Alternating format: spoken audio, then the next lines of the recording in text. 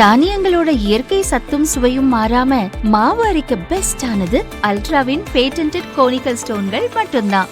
Ultra என்றால் ஆரோக்கியம். அரசு தயாரித்த வாக்காளர் பட்டியல்ல 6,24,00,000 வருது. வித்தியாசம் பாத்தீங்கன்னா ஒரு 235 தொகுதினா ஒரு தொகுதிக்கு 2000 வாக்காளர்கள் எக்ஸஸ் இல்லாம இருக்க வாய்ப்பே கிடையாது. இந்த விஷயம் யாருக்கு இந்த தகவல் தெரிகிறதோ தே கண்ட்ரோல். நீங்க ஓட்டர் ஐடின்னு ஒண்ணு கொடுத்துட்டீங்க, அதை மட்டும்தான் கொண்டு வரணும்னு ஏன் சொல்றதுக்கு விட மாட்டேங்கிறாங்க? கப்பல் சிபல் பல பேருக்கு போய் சேரல. ஏன் இவ்வளவு நாளுமா போலி இருக்கு அப்படின்னா இதுல சென்ட்ரல் கவர்மெண்ட்டும் குற்றவாளி அப்படின்ற மாதிரியான கருத்தும் வருது இல்லை? அதான் இதுல மத்திய அரசு மாநில தேர்தல் கமிஷனோ இதுல எதுவுமே பண்ண முடியாது.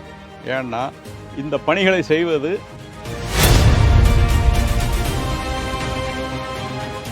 உலகெங்கிலும் உள்ள தினமலர் நேயர்களுக்கு வணக்கம். பீகார்ல வாக்கு திருட்டு நடந்திருக்கு. கிட்டத்தட்ட 1 கோடி அளவிற்கான வாக்கு திருட்டு. தமிழகத்திலும் இது நடப்பதற்கான வாய்ப்புகள் இருக்கா அப்படிங்கிறத தாண்டி இதை ஒரு மிகப்பெரிய பிரச்சாரமாக எதிர்கொண்டு தமிழக முதலமைச்சர் மு க ஸ்டாலின் அவர்கள் பீகார் போய் அங்க நடக்கக்கூடிய கூட்டத்துல தமிழ்லேயே உரையாற்றி கவனத்தை ஈர்த்தார். இப்படி கூட நடக்குமா அப்படின்னு சொல்லி ஒரு அதிர்ச்சியை ஏற்படுத்தக்கூடிய ஒரு எதிர்வினையை உண்டாக்கக்கூடிய ஒரு நிகழ்வா பார்க்கப்பட்ட நிலையில தமிழ்நாட்டில் இதற்கான ஆதரவு எதிர்ப்பு இதெல்லாம் தாண்டி ஸ்டாட்டிஸ்டிக்ஸ் புள்ளி விவரங்கள் என்ன சொல்கின்றன, தமிழ்நாட்டிலையும் இது நடந்திருக்குமா அப்படின்ற கேள்விக்கான உண்மையான விளக்கம் என்ன, இது பற்றிலாம் விவாதிப்பதற்காக நம்மோடு எழுத்தாளர் பிரபாகரன் இருக்கிறார். பேசலாம் சார். வணக்கம். வணக்கம். பெரிய குற்றச்சாட்டு சார். அதாவது அட்மினிஸ்ட்ரேட்டிவ்ல ஏதாவது பிரச்சனைகள் இருந்ததுன்னா அதை குற்றச்சாட்டுக்கெல்லாம் முன்வைக்கலாம். பட் இது என்ன மாதிரியான குற்றச்சாட்டு வகைப்படுத்த முடியாத அளவுக்கு வாக்கு திருட்டு அப்படின்ற சொல்ல பயன்படுத்துறாங்க. உண்மையில் பீகாரில் நடந்தது என்ன? இப்போ பீகாரில் election commission SIR special intensive ரிவிஷன்னு ஒரு எக்ஸசைஸை ஆரம்பிக்கிறாங்க. அதில் யாரெல்லாம் உண்மையிலேயே அங்கே வாக்காளர்களாக இருக்கிறாங்க, அதை பதிவு செய்யப்பட்ட வாக்காளர் பட்டியல்னு இருக்கு இல்லையா, அது அந்த பட்டியல் உண்மையிலே சரிதானா அப்படிங்கிறத சரி பார்க்கும் பொழுது அவங்களுக்கு முதல் கட்டமாக அதில் 50 லட்சம் பேர் அந்த பட்டியலில் இல்லை. அப்போ இந்த 50 லட்சம் பேர் அவங்க இல்லாத பட்சத்தில் இந்த ஓட்டு யார் போடுறாங்க? அந்த ஓட்டு பதிவாகாமலே போகுதான்னா அதுக்கும் இல்லை. ஏன்னா ஓட்டு பதிவு பார்க்கும் பொழுது இந்த 50 லட்சம் வந்திருக்கக்கூடாது இல்லையா, அது விகிதாச்சாரத்தில் வாக்காளர் பட்டியல் எவ்வளோ ஓட்டு வந்ததுங்கிறது நமக்கு எல்லாம் வெளியிடுறாங்க. அப்பையும் இது டேலி ஆக மாட்டேங்குது. ஸோ இதனால் எலெக்ஷன் கமிஷன் இதே போன்ற ஒரு எக்ஸசைஸை சரிபார்க்கும் பணியை பல மாநிலங்களில் செய்யணும் அப்படிங்கிறதுல தமிழ்நாட்டிலையும் செய்யணும்னு சொல்கிறாங்க. சொன்ன உடனே நம்ம முதலமைச்சர் அதுக்கு ஆட்சேபனை தெரிவிக்கிறார். மடியில் கனம் இல்லைன்னா வழியில் எதுக்கு பயம்? இதுதான் என்னுடைய கேள்வி. முதலமைச்சர் ஆட்சேபனை தெரிவிக்கிறார் அப்படின்னா நீங்கள் சொல்ல வரக்கூடிய கருத்து என்ன? இப்போது முதலமைச்சர் இதுக்காக பீகாரில் போய் பேச வேண்டிய அவசியம் என்ன? இது ஒரு அரசியல் கட்சிக்கான ஒரு பிரச்சனையே கிடையாது. உதாரணமாக சொல்கிறேன், ஒரு 50 லட்சம் வாக்கு குறையுதுன்னு வைங்களேன், அதில் எல்லா கட்சிக்கான வாக்காளர்கள் தானே அதில் இருக்கிறாங்க. இப்போ அதில் பிஜேபி ஆதரவு வாக்குகள் மட்டும் இருக்குது, எதிரில் காங்கிரஸ் ஓட்டுகள்லாம் 50 லட்சம் பேரை எடுக்கிறாங்கன்னு முதலமைச்சர் குற்றம் சொன்னால் நியாயம். அதுக்கு அவர் ஆதாரம் காட்டணும். அதுதான் எதிர்க்கட்சி தலைவர் ராகுல் காந்தி சொல்றாரு. குறிப்பிட்ட நாள் முடியும் போது 1 மணி நேரத்தில் இவ்வளவு வாக்குகள் பதிவாயிருக்கு, ஸோ இந்த வாக்குகள்லாம் எங்கிருந்து வந்ததுன்ற ஒரு கேள்வி அவர் வைக்கிறார். இப்போ நம்ம பதிவு செய்யப்பட்ட வாக்குகளை பற்றியே நம்ம பேசலை, வாக்காளர் பட்டியலிருந்து நீக்கப்பட்ட வாக்குகள், இதுக்கு என்ன பதில்? கடைசி 1 நிமிஷத்தில் 1 மணி நேரத்தில் வராங்கங்கிறது தனி பிரச்சனை. நம்ம அந்த பதிக்கே போகலை. அது அரசியல் பிரச்சனை. நம்ம அந்த அரசியல் பேச வேண்டாம். புள்ளி விவரம் சொல்லுது 50 லட்சம் பேர் நீங்கள் வாக்காளர் பட்டியலில் நீங்கள் சொன்ன ஆள் அந்த இடத்துல இல்லை, அப்படி ஒரு ஆள் இல்லை. அப்போ அவன் எங்கே போனான்? ஒரு வேளை வீட்டை காலி பண்ணி வேறு மாநிலங்கள் போயிட்டாருன்னா அப்போ அவருக்கு அங்கே வாக்களிக்கிறாரா அதை உறுதி பண்ணணும். 2 இடத்துல வாக்களிக்க முடியாதுன்னா ஒன்றை கேன்சல் பண்ணணும். இல்லைன்னா அந்த ஆளே பொய்யா, அப்படி ஒரு ஆளே இல்லையா? இந்த மாதிரியான சந்தேகங்கள்லாம் இருக்கிறதுனால தான் இதை ஸ்பெஷலாக இதை நம்ம சீரியஸாக எடுத்துக்கிட்டு இந்த மாதிரி நார்மலாக இதில் இவ்வளோ அக்கறையும் ஒரு நுட்பமாக இதை நம்ம மைக்ரோஸ்கோப்பில் வச்சு பார்த்த மாதிரி, லென்ஸில் பார்த்த மாதிரி இது வரைக்கும் எலெக்ஷன் கமிஷன் பார்க்கல. ஆகையினால இந்த வாட்டி இனிமேலும் இந்த மாதிரி தவறுகள் நடக்கக்கூடாது. உங்களுக்கு பீகார் தெரியும், பீகார், மேற்கு வங்காளம் எல்லாமே பங்களாதேஷை ஒட்டி இருக்கக்கூடிய மாநிலங்கள். ஆகையினால் அங்கேருந்து வரக்கூடியவர்களால் இது கூடுதா குறையுதா, வேறு எதுவும் காரணங்கள் இருக்குதா அப்படிங்கிறத பார்க்கணும். இப்போ நான் இதில் உங்கள்கிட்ட நான் சொல்ல வேண்டியது என்னென்னா, நமது முதலமைச்சர் பயப்படுறதுக்கு என்ன காரணம்? சார், நீங்க முந்தைய கேள்விக்கு பதில் சொல்லியிருந்தீங்க. இப்போ அவர் வந்து வாக்குகள் குறைந்திருக்கு இல்லைன்னா அதிகமா இருக்கு அப்படின்னா அது எல்லாருக்குமான வாக்குகள் தானே அப்படின்னு சொல்றீங்க. தமிழக முதலமைச்சர் எதிர்ப்பு தெரிவிக்கிறாருன்னா நீங்க சொன்ன பதில் இங்கேயே பொருந்தது இல்ல, அது எல்லாருக்குமான வாக்குகள் தானே.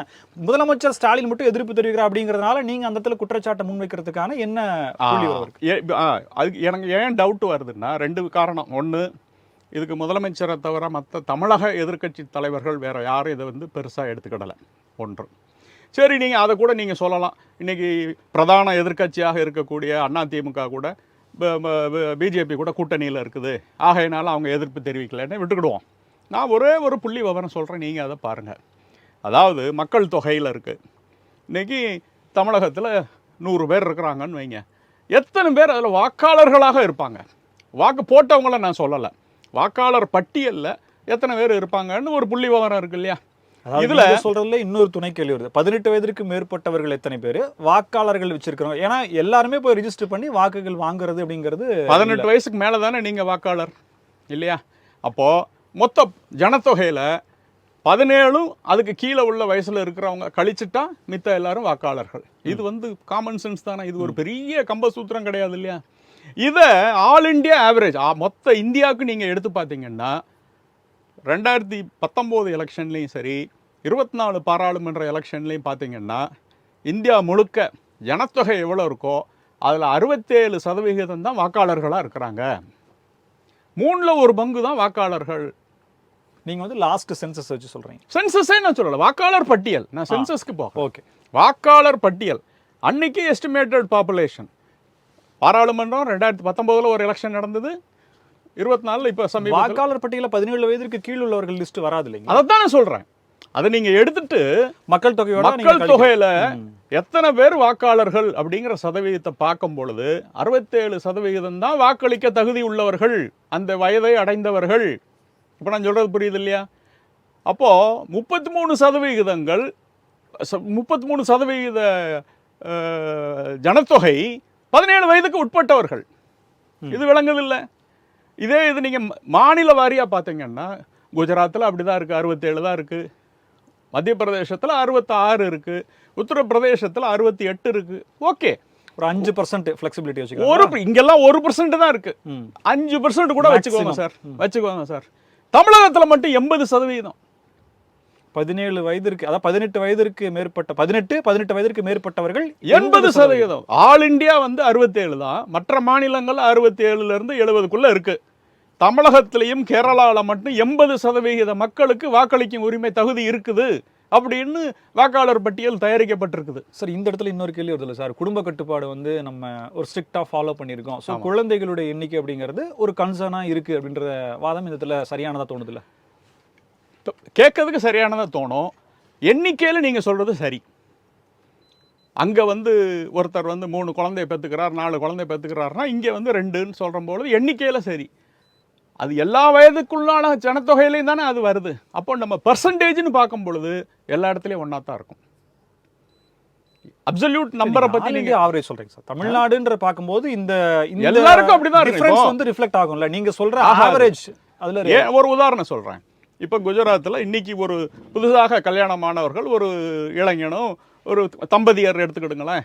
இன்றைக்கி அவங்க வந்து 3 குழந்தை பெற்றுக்கிறாங்கன்னு ஒரு உதாரணத்துக்கு நான் சொல்கிறேன். அவங்களுக்கு இந்த இது ஒரு கல்ச்சுரல் பேட்டர்னாக இருந்ததுன்னா, குடும்ப கட்டுப்பாடு சரியான முறையில் அங்கே அமல்படுத்தப்படவில்லைன்னு நீங்கள் ஒரு வாதம் வச்சிங்கன்னா, அதுக்கு முந்தின வருஷத்துலையும் அப்படி தானே இருந்திருக்கணும். அதுக்கு முந்தின வருஷத்துல இப்பயே எப்படி இருக்குன்னா முன்னாலே அப்படிதான் இருந்திருக்கணும். புரிஞ்சுக்கிறேன். அதாவது தம்பதிகளுக்கு இருக்கக்கூடிய குழந்தைகளோட எண்ணிக்கை தான் அதிகமா இருக்குமே தவிர பர்சன்டேஜ்ல பார்க்கும் பொழுது இருக்காது. அப்படியே நீங்க சொல்ல பார்த்தாங்கன்னா அவங்களுக்கு தான் ஜாஸ்தி இருக்கணும். இந்த ரேஷியோ அவங்களுக்கு தான் அதிகமாக இருந்திருக்கணும். ஸோ அவங்க 80, நமக்கு அவங்க தான் 80ல இருந்திருக்கணும். இங்க உல்டாவா இருக்கு. கரெக்ட், புரியுதுங்களா? அப்போ நம்ம வாக்காளர் பட்டியலில் எங்கேயோ ஒரு இடத்துல இடிக்குதுங்கிறது என்னுடைய டவுட். சரி சார், இப்போ நீங்க ஸ்டாட்டிஸ்டிக்ஸா ஒரு அளவுக்கு ஏத்துக்கிற மாதிரியான கருத்தை முன்வைக்கிறீங்க. முதலமைச்சர் மட்டும் ஏன் இதற்கு எதிர்ப்பு தெரிவிக்கிறார் அப்படிங்கிறதுக்கான ஒரு உங்களுடைய பார்வை, சந்தேகத்துக்கான காரணம்? இந்த சந்தேகத்தை நீட்டி பார்ப்போமே. இது இப்படி இருக்குங்கன்னா அதோட விட முடியாது, நம்ம மேலும் ஆராயணும் இல்லையா? இப்போ இந்த 17க்கு கீழே உள்ள வாக்காளர்களுடைய எண்ணிக்கையை எப்படி கண்டுபிடிக்கிறது? வாக்கு உரிமை பெற்றவர்களை நம்ம பட்டியலில் இருக்குது. ஒன்று அதை எடுத்துகிட்டு போய் வீடு வீடாக போய் பார்க்கலாம். இந்த வீட்டில் அது வந்து ரொம்ப லபோரியஸ், ஏறக்குறைய சென்சஸ் எடுக்கிற மாதிரி. ஏன்னா இப்போ இன்னும் ஒரு 6 மாதத்துக்குள்ள அது செய்ய முடியாது. 6 மாதமோ 1 வருஷத்தில் கூட இதெல்லாம் செய்ய முடியுமாங்கிறது ரொம்ப கஷ்டம். எலெக்ஷன் கமிஷன் மாதிரி ஒரு ஆள் அவங்க வந்தால் செய்ய முடியும். நம்ம தனி மனிதனா இதை செய்ய முடியாது. நான் என்ன செஞ்சுக்கிட்டேன்னா, நம்ம இதில் வந்து இப்போ 10th எக்ஸாம் எழுதுகிறாங்க இல்லையா மாணவர்கள், ஒரு வருஷமும் உங்களுக்கு செய்தி வருது. இந்த வருடம் எவ்வளோ மாணவர்கள் 10ஆம் வகுப்பு தேர்வு எழுதினார்கள், அதில் ஆண்கள் இத்தனை, பெண்கள் இத்தனை அப்படின்னு வரும். அதே மாதிரி தேர்ச்சி வரும்பொழுதும் இத்தனை மாணவர்கள் தேர்ச்சி பெற்றார்கள், இதெல்லாம் வருது. இது வந்து யாரும் மாற்ற முடியாது, திருத்தவும் முடியாது, ஒன்றும் பண்ண முடியாது. பக்கா ரிசல்ட். இதை நான் எடுத்துக்கிறேன். முதல்ல 10ஆம் வகுப்பு நான் 2024 ஒரு பேஸ் இயராக வச்சு நான் உங்களுக்கு சொல்கிறேன். எனக்கு அந்த வருஷத்தில் தான் ரொம்ப டவுட் வருது. 2014 24 பார்லிமெண்ட்ரி எலெக்ஷன், கடந்த எலெக்ஷன், பார்லிமெண்ட்ரி எலெக்ஷன். சரி.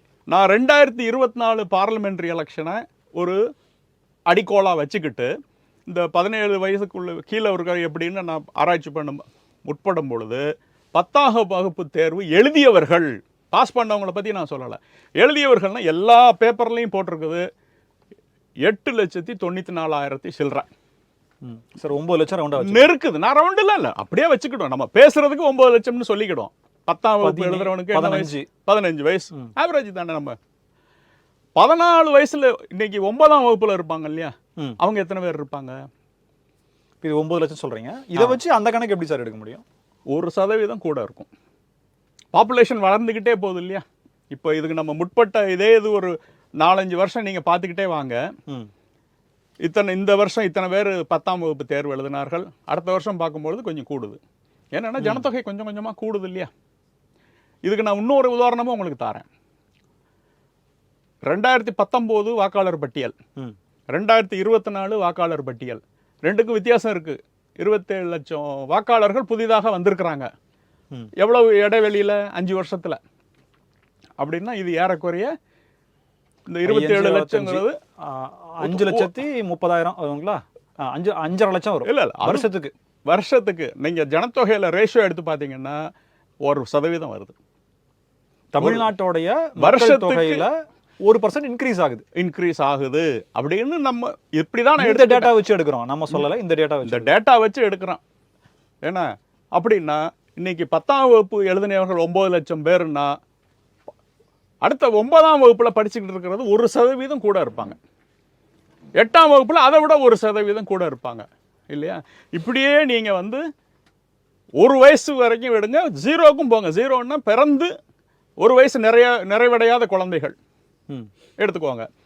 அதே மாதிரி 10 வரைக்கும் எடுத்தீங்களா 15, ஒரு டவுட் 16, 17 எடுக்கிறோம். அதை முடிச்சுக்கிறேன். +1 +2 படிக்கிறாங்கல இருந்து 1% கூடுது அப்படின்னா அவங்க 9th இருக்கிறவங்க 10th 1% போறதுலன்னு எடுத்துக்கலாமா? இல்ல போகும்பொழுது அந்த கூடிரும், எண்ணிக்கை கூடிருது. இப்போ இந்த வருஷம் 10ஆம் வகுப்புல 9 லட்சம் பேர் எழுதுறாங்க. அடுத்த வருஷம் பாத்தீங்கன்னா 9,20,000 ஏதோ ஒரு தொகை கூடுது. ஓகே, இப்போ புரியுதா? அப்ப அவன் இன்னைக்கு 9 படிச்சுக்கிட்டு இருப்பான், அவன் தானே அடுத்த வருஷம் 10th வர போறான். இதை புரிஞ்சுக்கிட்டாதான் நான் சொல்றது புரியும். ஸோ ஒரு வயதுக்கும் நான் இந்த வருஷங்கிறத ஒரு வயதுன்னு எடுத்துக்கிடுறேன். 15 வயசுல எத்தனை பேர் இருக்கானோ அதை விட 1% 14 வயசுல இருப்பான், அதை விட 1% 13 வயசுல இருப்பான். இப்படியே போட்டாச்சு. 15ல இருந்து ஆரம்பிச்சு 0 வரைக்கும் போறோம்.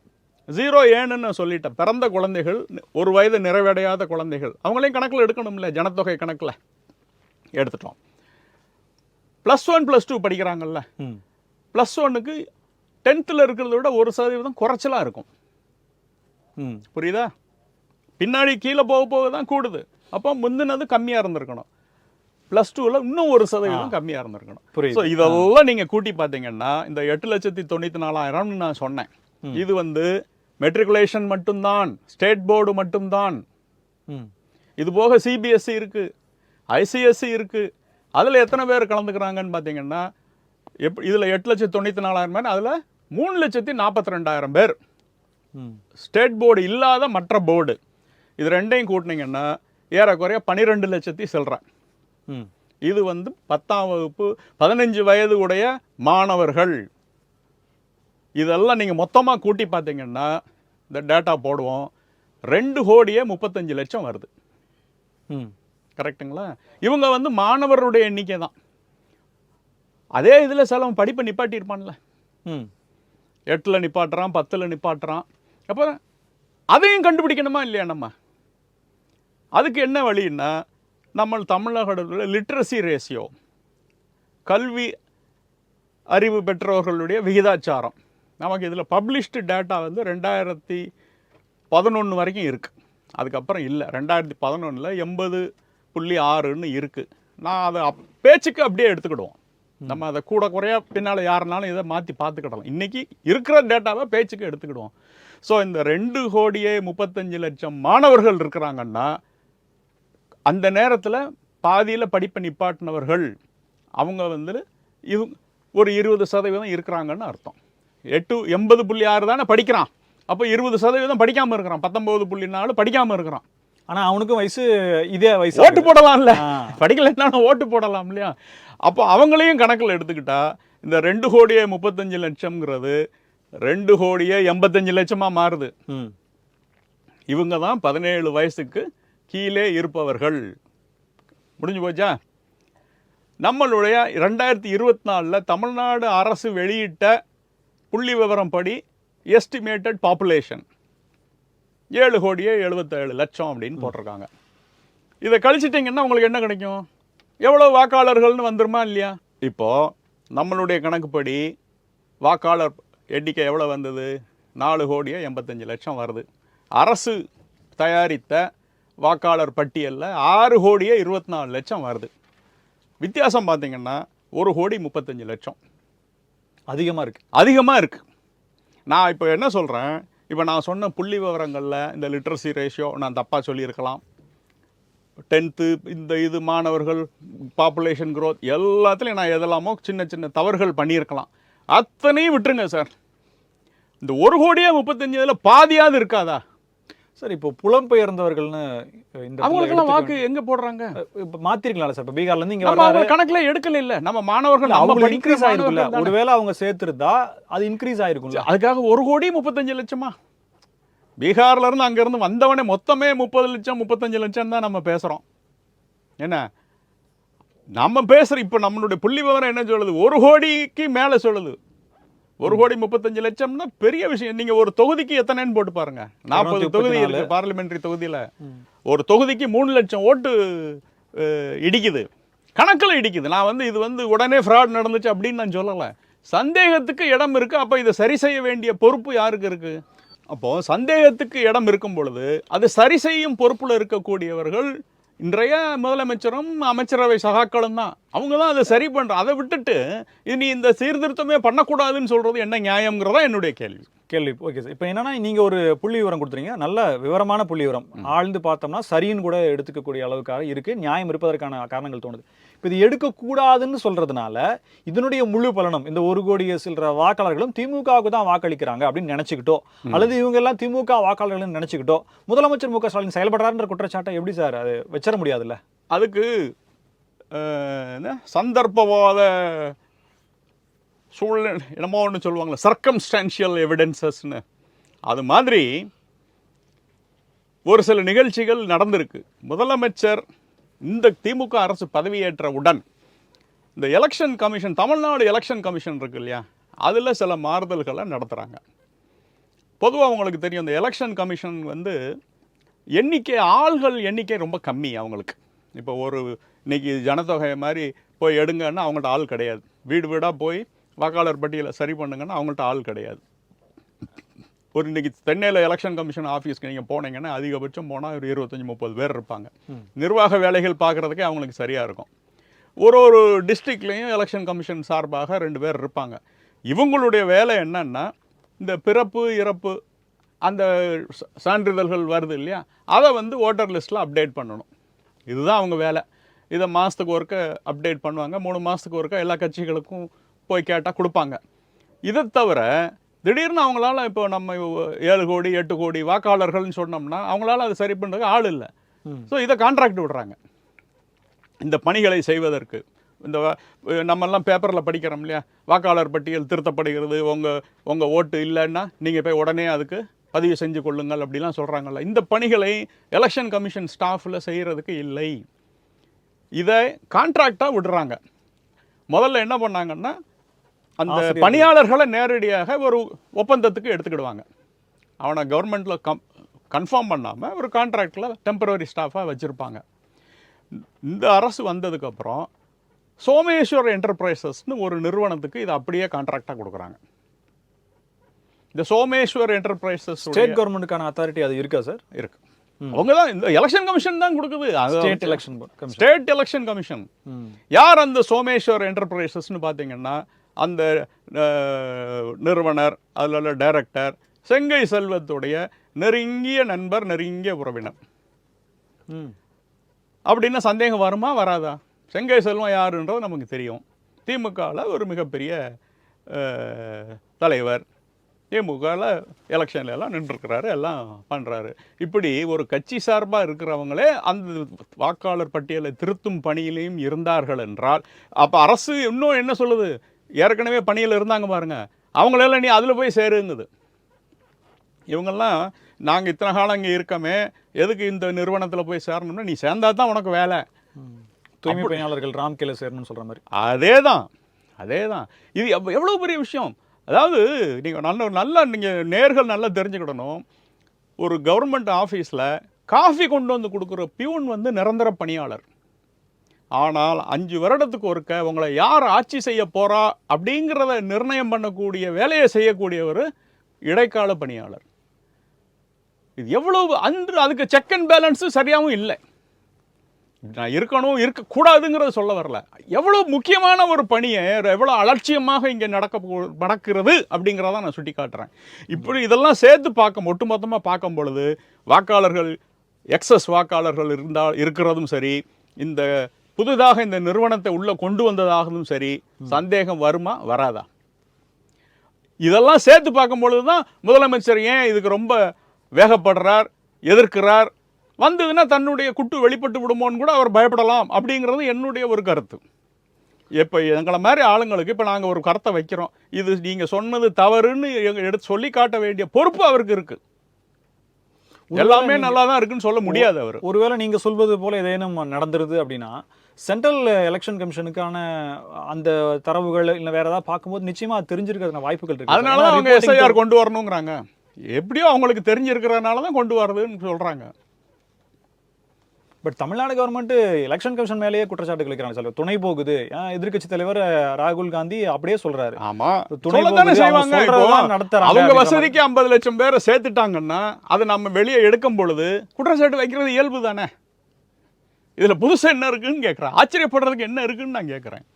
இப்போ நான் சொல்றேன், இந்த மாதிரி 1,35,00,000 வாக்காளர்கள் இருக்கிறாங்க. குறைஞ்சபட்சம் எழுதி தரேன் சார், 50 லட்சம் வாக்காளர்கள் எக்ஸஸ் இருந்தே ஆகணும். ஒரு 235 தொகுதினா ஒரு தொகுதிக்கு 2000 வாக்காளர்கள் எக்ஸஸ் இல்லாமல் இருக்க வாய்ப்பே கிடையாது. ஸோ இப்போ நான் வந்து எக்ஸஸ் சேர்த்துட்டேன்னா எனக்கு தான் அவங்க யார் அந்த விவரம் தெரியும், அந்த ஓட்டை எப்படி போடுறதுங்கிறது எனக்கு தான் தெரியும் இல்லையா? இப்போ புரியுதா உங்களுக்கு இந்த எலெக்ஷன்ல இருக்கக்கூடிய ரகசியம்? 50 lakhs ஓட்டு வந்து டிவைடட் ஃபார் 234ல நீங்க பிரிச்சு பாத்தீங்கன்னா குறைஞ்சது 2000 வரும். 2000 2500 வரணும். இன்னைக்கு இந்த இருக்கக்கூடிய அந்த மும்முனை போட்டி 4 முனை போட்டியில் 2000 ஓட்டுங்கிறது மிக முக்கியமான விஷயம். வெற்றிக்கான வாக்காளர் இருக்கு. இப்போ நீங்க நான் சொல்ற உண்மையான அந்த 1,25,00,000 எடுத்துக்கிட்டீங்கன்னா 6000 ஓட்டு வித்தியாசம் வருது. ஒரு தொகுதிக்கு ஒரு பாராளுமன்றத்துக்கு 3 லட்சம் 4 லட்சம் ஓட்டு வித்தியாசம் வருது. அதில் பாதி போட முடியுது, பாதி போட முடியல. நீங்கள் எப்படினாலும் வச்சுக்கிடுங்க. இந்த விஷயம் யாருக்கு இந்த தகவல் தெரிகிறதோ they control the election. SIR அடுத்த இடத்துக்கு வரும் சார். இப்போ நீங்கள் வந்து எக்ஸஸ் ஓட்டு இருக்குது அப்படின்னா அதை போலிங் அப்போ வாக்கா போடுறது, குறிப்பிட்ட கட்சிக்கு போடுறது அப்படிங்கிற ப்ராக்டிக்கல் ஆக்டிவிட்டி எப்படி சக்ஸஸ்ஃபுல்லாக நடக்குது? அப்போ அந்த இடத்துல எலெக்ஷன் போர்டுன்ற அந்த செக் அண்ட் பாயிண்ட்ஸ் இல்லைன்றீங்களா? இப்போ வாக்காளர் நீங்கள் வாக்கு போடுறதுக்கு என்னெல்லாம் ஆவணங்கள்? ஆதார், டிரைவிங் லைசன்ஸு, இன்னும் சிலது. ஏன் நீங்கள் ஓட்டர் ஐடின்னு ஒன்று கொடுத்துட்டீங்க, அதை மட்டும்தான் கொண்டு வரணும்னு ஏன் சொல்கிறதுக்கு விட மாட்டேங்கிறாங்க? கம்பல்சிபிள் பல பேருக்கு போய் சேரல. இல்லை, ஏன் இவ்வளோ நாளுமா? ஓட்டர் ஐடி வந்து எத்தனை வருஷம் ஆச்சு? 20 வருஷம் ஆச்சு. இன்னுமா வந்து சேரல? யோசிக்கணுமா இல்லையா? இதுக்கு 1 மணி நேரத்துக்கு 20 லட்ச ரூபா 30 லட்ச ரூபா ஃபீஸ் வாங்கக்கூடிய வக்கீல்கள்லாம் வேலையை விட்டுட்டு வராங்க, எல்லாத்தையும் சேர்க்கணும் அப்படின்னு. உங்களுக்கு நான் ஒரு சின்ன கருத்து சொல்கிறேன். சின்ன கருத்து இல்லை, பெரிய கருத்து தான். இப்போ எனக்கு வந்து இந்த தொகுதியில் 50 ஓட்டு எக்ஸ்ட்ரா இருக்குது. யார் பேருக்கு, ஏன்னா நான் தானே சேர்த்துருக்கேன், எனக்கு தெரிய தானே செய்யும். கரெக்டா? இந்த இதற்கு ஒரு டிரைவிங் லைசன்ஸை நான் ரெடி பண்ணுறதுக்கு எவ்வளோ நேரம் ஆயிரும்? நான் என்னத்தையோ கொண்டு போய் கொடுக்குறேன், ஆதார்னு கொண்டு போய் கொடுக்குறேன்னு வைங்க. ஓட்டு போடுற இடத்துல இதுதான் ஆதார்னு செக் பண்ணுறாங்களே. ஆதார்னா என்ன பண்ணணும்? நம்ம விரல வைக்கணும், பயோமெட்ரிக் வச்ச உடனே அது வரணும்.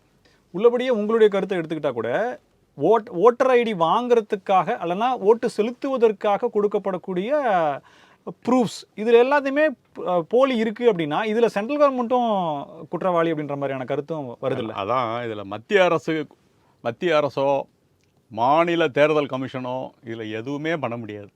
ஏன்னா இந்த பணிகளை செய்வது திமுக சார்புடைய ஒரு கம்பெனி, தனியார் நிறுவனம். ஆகையினால இதில் வேறு யாரையும் குறை சொல்லி ஏன் இந்த தனியார் நிறுவனத்தை இன்னும் இயங்க விட்டுருக்கீங்கன்னு வேணால் கேட்கலாம். அது வந்து மாநில தேர்தல் அதிகாரி மட்டும் கேட்கணுமே ஒழிய மத்திய தேர்தல் கேட்க முடியாது. அடுத்தது, நீங்கள் ஒரு கேள்வி கேட்டீங்க, இன்றைக்கி ஒரு தொகுதியில் 5000 ஓட்டு நானே ரெடி பண்ணி வச்சுட்டேன், எப்படி இந்த வாக்கு செலுத்துறது அப்படின்னு கேட்குறீங்க இல்லையா?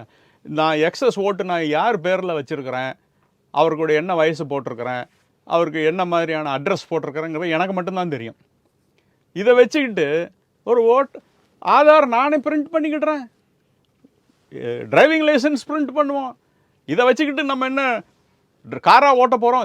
ஓட்டு மட்டும்தானே போட போகிறோம். நீங்கள் ஓட்டு போடுற இடத்துல என்ன பார்க்குறாங்க? ஏதோ ஒரு ஆவணம் இருக்கா, நம்பர் எழுதிக்கிடுறாங்க. யாராச்சும் இந்த நீங்கள் கொண்டு வந்த ஆவணம் கரெக்டானு என்றைக்காவது செக் பண்ணியிருக்காங்களா? அது பண்ணணுமா இல்லையா? அப்படின்னா இந்த ஆவணத்துக்கு என்ன மரியாதை? உங்கள் புகைப்படம் இருக்குது, அட்ரஸ் இருக்குன்னா ஒரு பெரிய ஒரு கட்சி, எந்த கட்சியாக இருக்கட்டும், நினச்சாங்கன்னா அதில் டூப்ளிகேட் தயாரிக்க முடியாதா? அங்கே தான் பிரச்சனை இருக்குது. ஏன் இந்த 16 ஆவணம் எதுக்கு அங்கீகரிக்கப்படணும்? ஒரே ஆவணம், ஏதாவது ஒரு ஆவணம் வச்சுக்கோங்க சார். ஓட்டர் ஐடின்னு ஒன்று இருந்ததுன்னா ப்ளஸ் அது இன்றைக்கி இருக்கிற தொழில்நுட்பத்தில் அந்த ஓட்டர் ஐடியை கொண்டு போனீங்கன்னா அப்படி வச்சிங்கன்னா அது உண்மையாக பொய்யான்னு சொல்லணும். இது இல்லாத வரைக்கும் இந்த மாதிரி நடந்துக்கிட்டு தான் இருக்கும். இங்கே தான் அதோடைய சுட்சுமமே அங்கே தான் இருக்குது. இதுக்காகத்தான் கபில் சிபல், அபிஷேக் மனு சிங்வி, கே வேணுகோபால், இத்தனை பெரிய லாயர்களும் வரிஞ்சு கட்டிக்கிட்டு என்னமோ மக்களுக்காக நாங்கள் பாதுகாப்பு அப்படி இப்படின்லாம் பேசுகிறாங்க, ஜனநாயகம்னு. இது ஒன்றும் கிடையாது. மக்கள் எதுக்கும் தயாராக இருக்குது. நீங்கள் ஓட்டர் ஐடி வாங்கணும்னா மக்கள் வாங்க ரெடி தான். வாங்கக்கூடாதுங்கிறதுக்காக ஒரு சில சக்திகள் வேலை செஞ்சுக்கிட்டு இருக்கிறாங்க. அது வந்து அந்தடைய வெளிப்பாடு தான் இந்த நான் சொல்லக்கூடிய 1,35,00,000 அதிகமான எக்ஸஸ் வாக்காளர்கள். ஒரு பெரிய விஷயம். அந்த விஷயத்தில் இருக்கக்கூடிய உண்மைகளை புள்ளிவிவர அடிப்படையில், ஏதோ போராம்போக்கில் சொல்லாமல் புள்ளிவிவர அடிப்படையில் தெரிவிச்சிருங்க. மிக்க நன்றி சார். வணக்கம்.